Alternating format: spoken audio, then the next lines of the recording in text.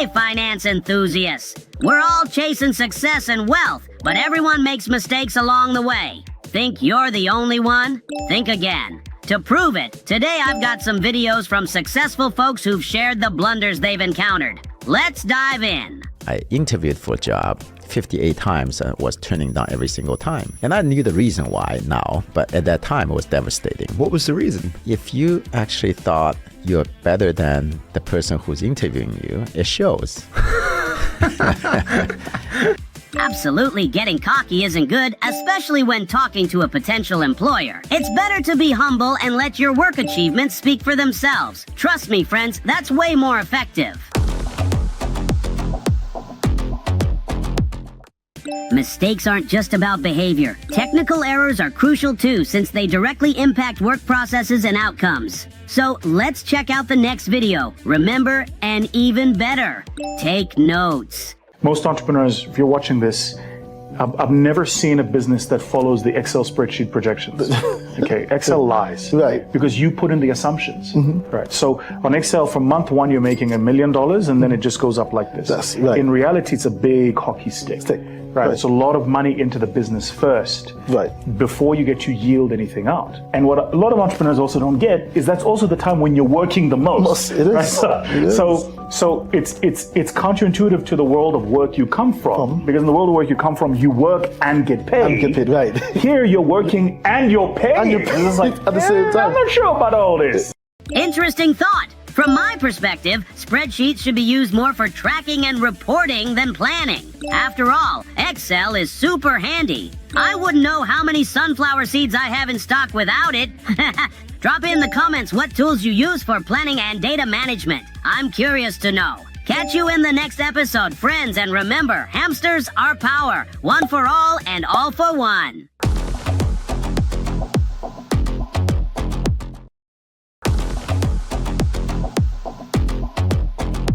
My dear CEOs and fellow hamsters, today's video is gonna hit you right where it counts. Your wallet. Think you've got your finances all figured out? Well, I wouldn't be so sure if I were you. Whether you're swiping your credit card daily or stuck in routines that wreck your potential wealth, I'm here to shake things up and drop some hamster-sized wisdom on all of you.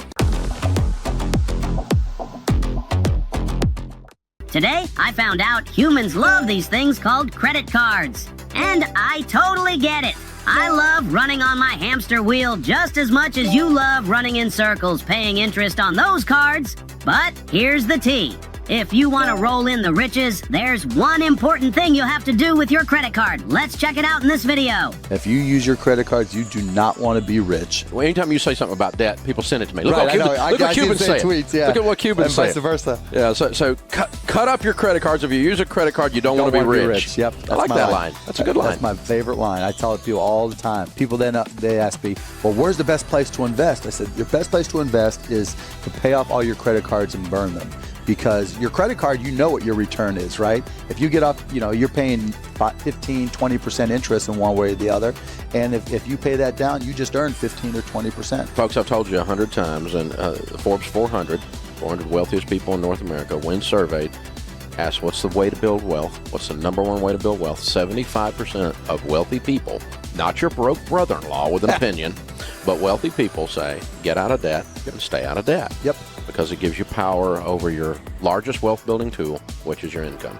Cut up your credit card? Not happening, mister. I mean, I get it. Debt is bad. But you're telling me the secret to riches is to burn the one thing that helps me buy shiny new snacks. Well, I guess if all the big seeds in the Forbes 400 are saying it, maybe I'll just gnaw on it a little and think about it. But if you take away my card, don't touch my snacks, okay?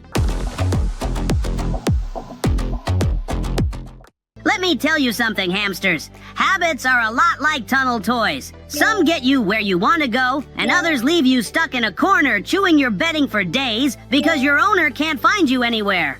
Anyway, let's see why some of your daily routines might be holding you back from the big bucks. Spoiler alert, some of you won't love it. What would you say are those 3 habits that keep people stuck financially or feeling broke? I would say not identifying habits that don't serve them, right? If I look back at people in my life, my family, others, they didn't realize that they had habits that actually pulled them away. The habit could be waking up in the morning, and I look at everything as a habit. It could be waking up in the morning and watching your news, no matter where you get your news from, right?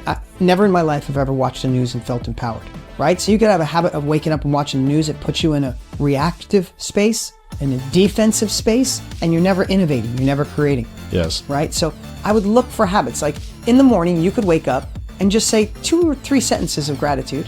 You could get out of bed, drink a green drink, and take a walk.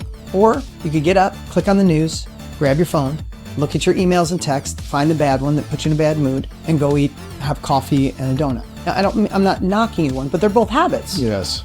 Changing habits is like trying to teach a hamster to stop spinning the wheel at 3 a.m. Good luck with that. I mean, I see the point. Wake up, say some nice words, sip something healthy, feel like $1 million, or roll out of bed, get a huge breakfast, and let the chaos begin. I live for a bit of drama, but I'll try your fancy gratitude routine, man, right after I finish watching the news. Thanks for watching, Crypto Enthusiast. For more wisdom, don't forget to like, subscribe, and see you in the next video. And remember, hamsters are power, one for all and all for one. Bye.